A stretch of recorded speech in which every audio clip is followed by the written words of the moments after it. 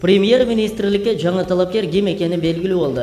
Парламенттеги көпчүлүк коалиция кезексиз жыйынга чогулушу мүмкүн. Акипресс агенттигине маалым болгондо, сессияны Сооронбай Жээнбековдун премьер-министрдин ыйгарым укуктары алынгандан кийин 21 августта өткөрүүрү пландалып жатат. Анын ордуна көпчүлүк коалициядагы депутаттар президенттик аппараттын башчысы Сапар Исаковдун талапкерлигин көрсөтүшөт. Парламенттин кезексиз сессиясын президенттин, өкмөттүн же парламенттеги депутаттардын 1/3 бөлүгүнүн демилгеси менен өткөрүүгө болот.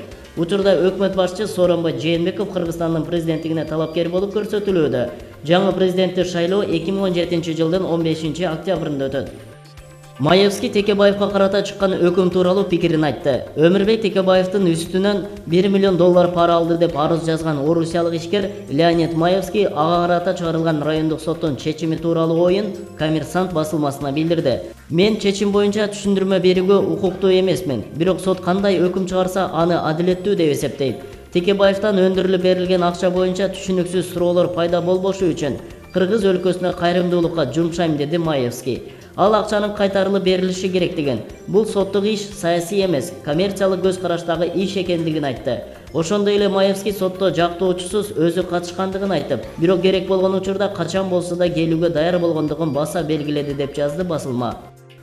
Жогорку кеңеш кийинки аптада кезексиз жыйынга чогулуп, премьер-министрди шайлай турганы күтүлүүдө. Жогорку кеңештин көпчүлүк коалициясы парламенттин кезексиз жыйынын өткөрүүнү пландап жатат.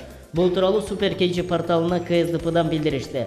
Маалым болгондой, 21 августта өкмөттүн жыйынында премьер-министр Сооронбай Жээнбеков ыйгарым укуктарын тапшырат. Президент өкмөттүн отставкасын кабыл алып, жаңы өкмөттүн курамын түзүүгө мандат бермекчи.